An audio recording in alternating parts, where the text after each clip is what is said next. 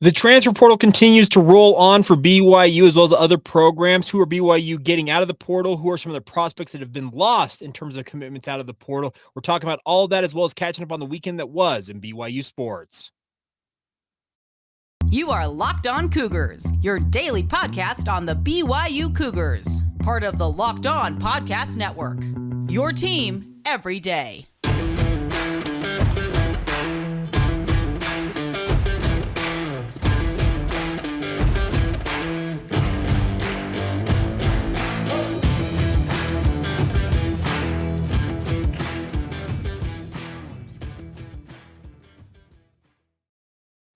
What's up, everybody? I'm Jake Hatch, your host here on Locked On Cougars, your resident BYU insider. Thank you for making Locked On Cougars your first listen of the day. Thank you for being everydayers with us here on your only daily podcast focused on the BYU Cougars. A lot to get to ahead on today's show, but a quick reminder, we're very proud to be part of the Locked On Podcast Network. Of course, the motto is your team every day, and a big thank you once again for checking us out wherever you're tuning in from, whether it's on YouTube or wherever you get your podcasts out there. Thank you for the support. All right, diving right in on today's show on Friday. Some of you probably saw it. If you have not seen it by now, BYU picked up a running back in the transfer portal by the name of Dion Smith, University of Colorado product, coming to BYU by way of the Buffaloes, one of the many members of the Colorado football program who were either, I guess, in a way, told to leave, decided to leave, no matter what the circumstance was. There's been a mass roster turnover in Boulder, and Dion Smith was part of that group. Now, on some details on this young man, not necessarily the biggest running back out there, listed at 5'11". I've seen anywhere between 180 and 200 pounds, kind of depending on which roster you happen to look at. But the thing about this is, I think the pickup for BYU, for Dion Smith in particular, is that BYU understands they cannot have enough quality depth at every position. That goes for running back. You look at the running back position for BYU, and many of you might have thought, and I would have probably agreed with you, the BYU was pretty well set. Aiden Robbins, Hinkley Ropati, on down the list. You also add guys like Nukulove Helu, LJ Martin coming into the program. Can't forget about Miles Davis, etc. It would have thought, okay, this has got a running back contingent that's got a pretty good nucleus of players, and BYU should be set there. Well, not such is the case, according to BYU, as they pick up Dion Smith in the transfer portal. Comes into BYU as a former three-star prospect out of the Houston area. I played at Second Baptist High School down there. Pretty accomplished kid, all things considered, was the leading rusher for BYU, or not for BYU, for Colorado last year with 393 yards, 2 touchdowns.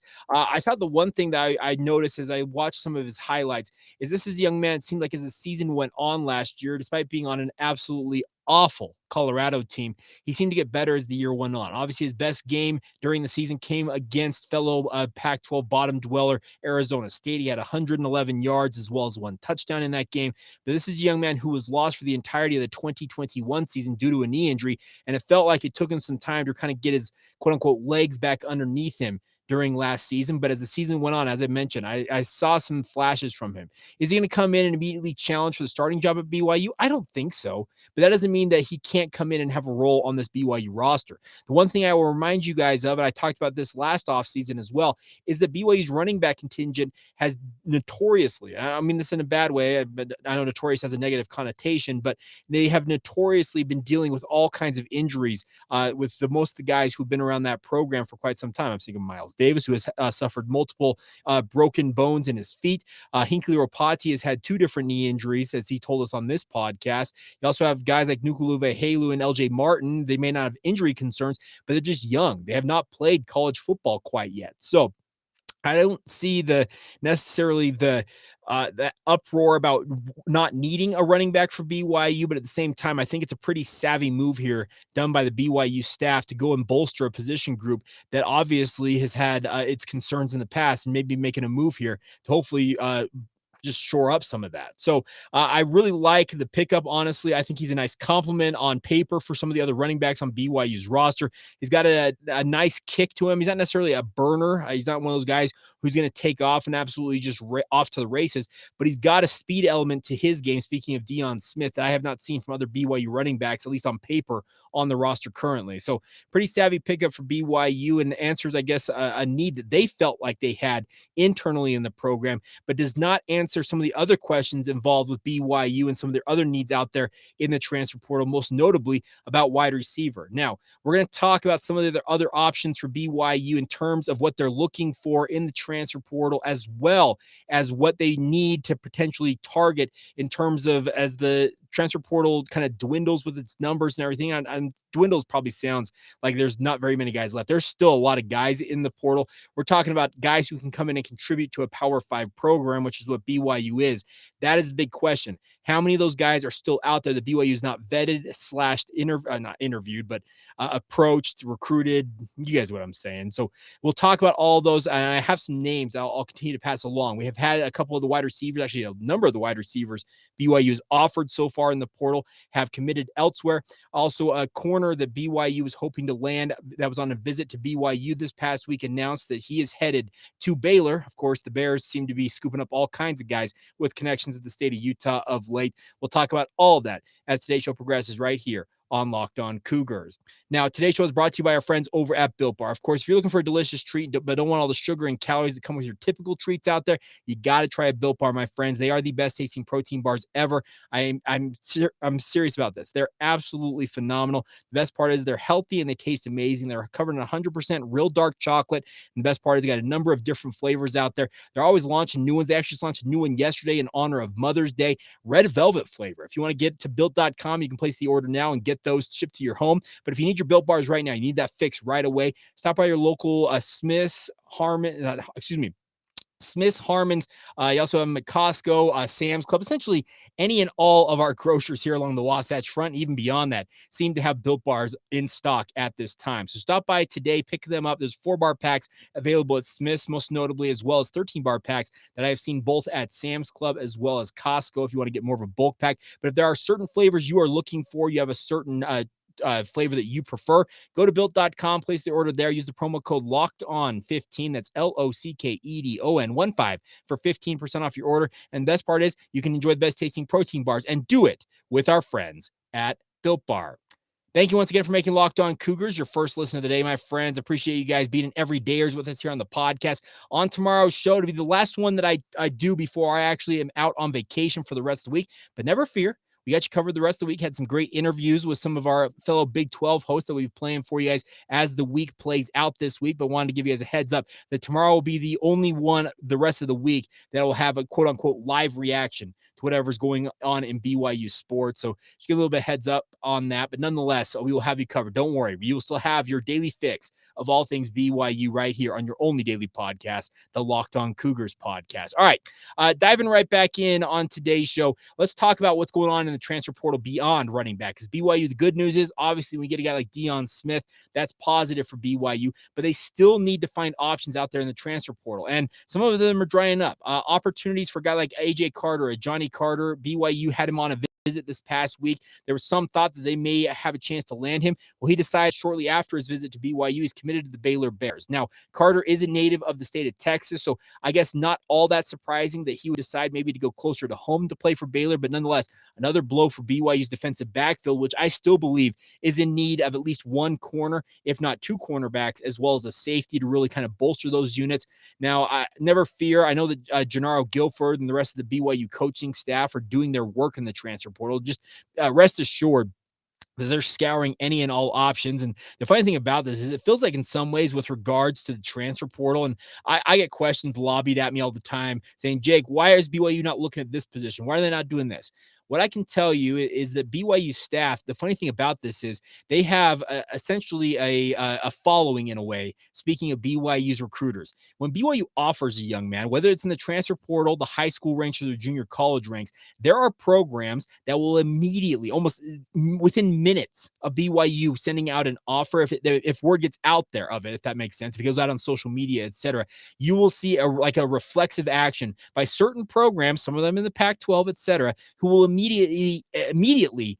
offer that young man, because they know if BYU is signing off on this kid, that means they feel like they can fit in with the culture at BYU, including the honor code. That means their academics, according to what BYU understands, are in order. They know that BYU doesn't just go recruit anybody. And if BYU's on a kid, there's a lot of programs that say, okay, if BYU can fit this kid in, why can't we not fit him in. So it's kind of one of those funny things. So understand that there you will not see all the offers, all of the recruiting that's going on in the transfer portal, and even beyond that, that's ongoing. You will not see all of it play out on social media. There are young men who are more adept at using social media, obviously, to tweet out their offers, to generate interest, that type of stuff. But they obviously there are other guys who are not necessarily all about making the show all about them. They kind of want to just do their work in secret. And BYU, there are times BYU's coaches in the past have told recruits, hey, keep this off social media. We don't want word to get out about you. We love you, but we understand. And I know that it seems like a foolhardy thing because these are young men who obviously want the clout on social media, etc. But it happens. Trust me, it has happened. If I were to go back through and look at some of the different recruits, I could tell you some of the stories about that, but there's no time for that. So let's talk about what's going on, obviously, for BYU as they try and find more options out there in the transfer portal. Number one thing is they're continuing to look at wide receivers because a number of these wide receivers, and I'm actually going to have a tip of the cap to Casey Lundquist over at Cougs Daily, part of the Sports Illustrated Network. He did a really good rundown of about 10 to 12 guys BYU's wide receiving core was looking at potentially as portal options. Number one was Darius Lassiter, who they did land via the transfer portal. But as you go down this list, this was put out a couple of weeks ago. It was right after BYU, the whole deal with Cody Epps went down. They've kind of issued a flurry of offers out there. The vast majority of these guys on this list have committed elsewhere than BYU.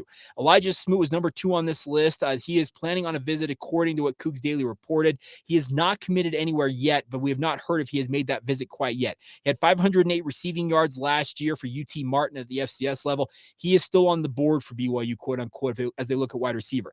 Keelan Marion from UConn was a guy I really thought BYU would have really liked to have landed. He landed at East Carolina University based on what I read. Javon Antonio, I think he was kind of the darling for most BYU fans out there in terms of transfer portal guys. 6'4", 220-pound, big-bodied receiver.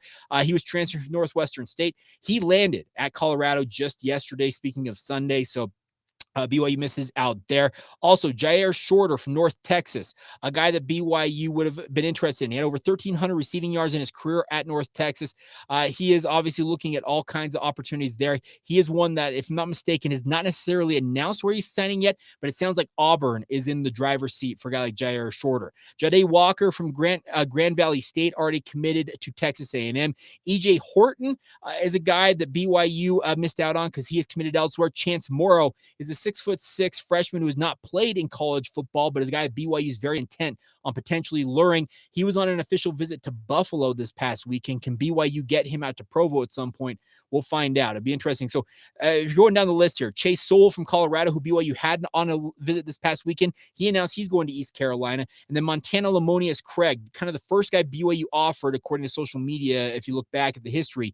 He is still technically on the board, but it sounds like Auburn's also very much in on him. So of those 10 players on this list, is that 4 of them at the very most are available right now? And really only, I guess, one of them, BYU got a commitment from. Chance Morrow, we'll see. And then the 2 others seem to be leading elsewhere. So BYU's still doing work, but there is, just remember, there are 133 other college football programs at the FBS level who are looking for all kinds of opportunities to bring guys in. And BYU faces some pretty stiff competition, my friend. So keep an eye on that. 2 other names that Casey did list at this, saying that they kept their recruitments relatively quiet, include Ole Miss transfer Brandon Buckhalter, as well as TCU transfer Blair Conright. Conright has committed to North Texas, but Buckhalter has not announced where he's going yet. So there are names out there for BYU in terms of finding guys to come into this program, but they've got to continue to scour because, like I said, there's a stiff competition out there. The transfer portal cycle, this has been really, really crazy to track. And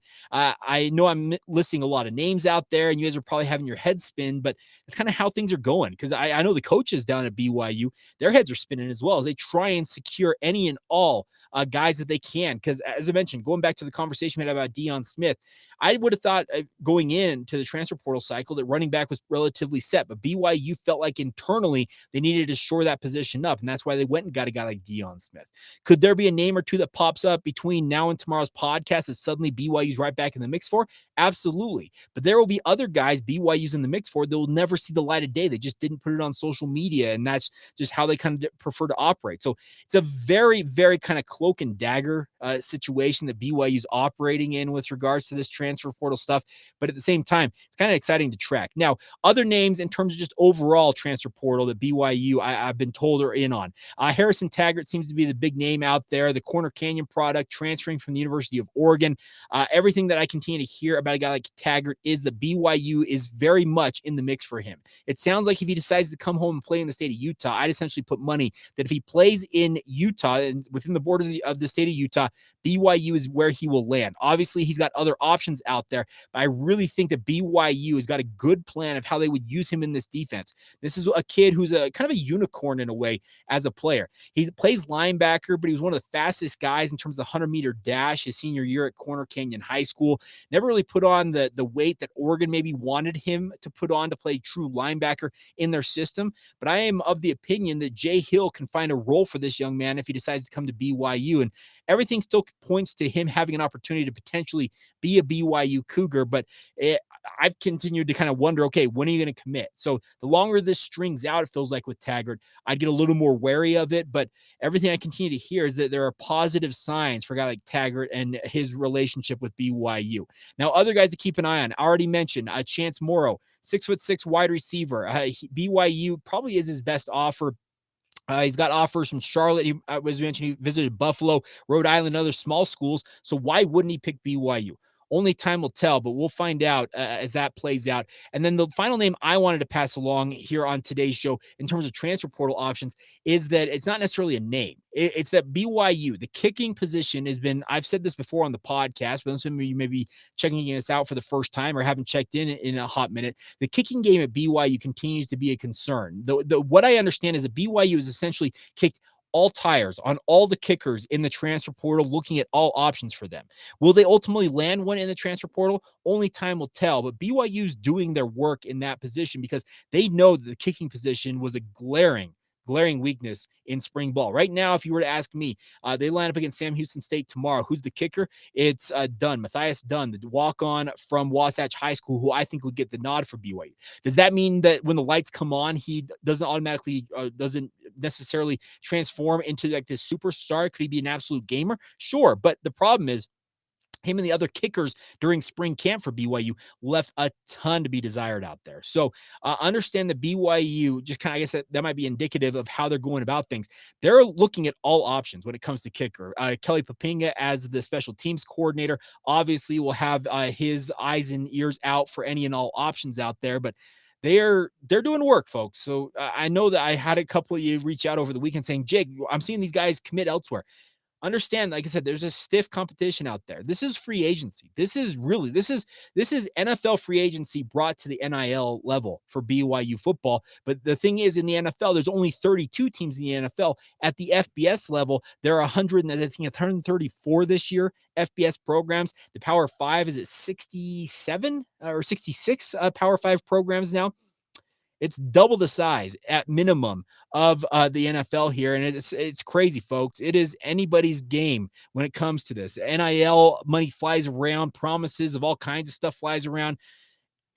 Just trust that BYU hopefully will land some good guys as things continue to progress. But let me reiterate, the BYU staff, they're not sitting on their hands. They're not saying, oh, well, we offer our guys. If they don't pick us, we're not going to. No, they're just continuing to scour things and continue to pay attention to social media because you'll continue to see guys pop up with names, et cetera, that are looking at their options when it comes to the transfer portal cycle. It's a crazy wild time. And trust me, if my head's spinning, I can guarantee you that the number of heads spinning in Provo are just spinning, if not as much, if not harder than mine is. And I'm sure your guys out there after today's podcast are probably going to be spinning as well. But thank you for bearing with us. All right, coming up here in just a minute, we'll finish out today's show. We got some other notes on other BYU sports from this past weekend. Learned something unique about college softball that BYU will be involved in. I did not know this until yesterday when the NCAA tournament field was set and BYU missed out on that. We'll talk about that. We'll also talk about some news involving the Big 12 and the Pac-12,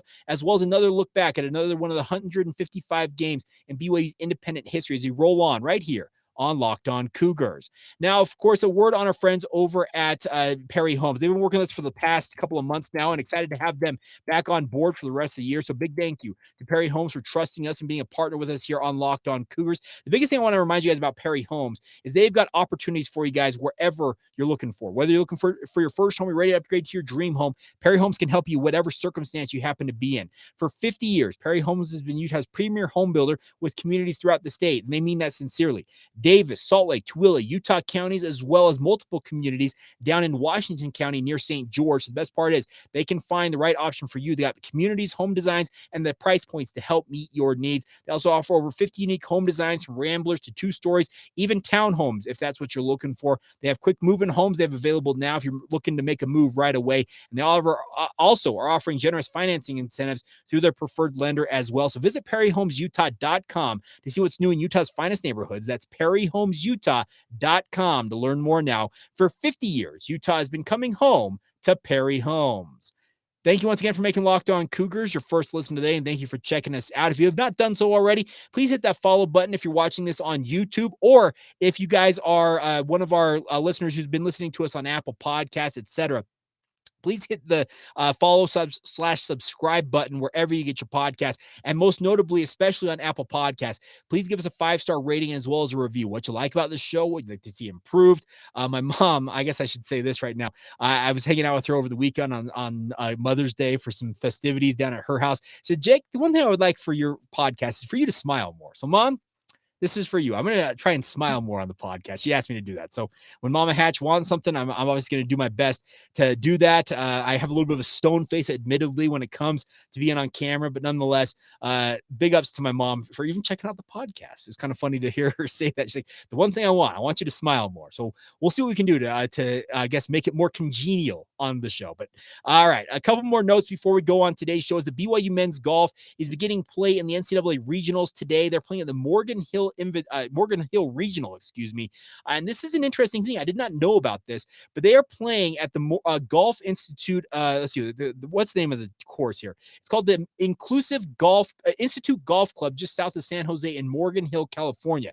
The way this course has been described, I did not know this at all before reading up on this. Dick Harmon did a really good write-up on this. It is called the Area 51 of private golf courses. Apparently, Fries.com owner Jim Fry built this course, and apparently it is almost 8,000 yards long if it's played from the absolute tips. It sounds like the NCAA Regional is going to be played about 7,600 yards. So aid a bunch of BYU's golf team who are really, really long hitters.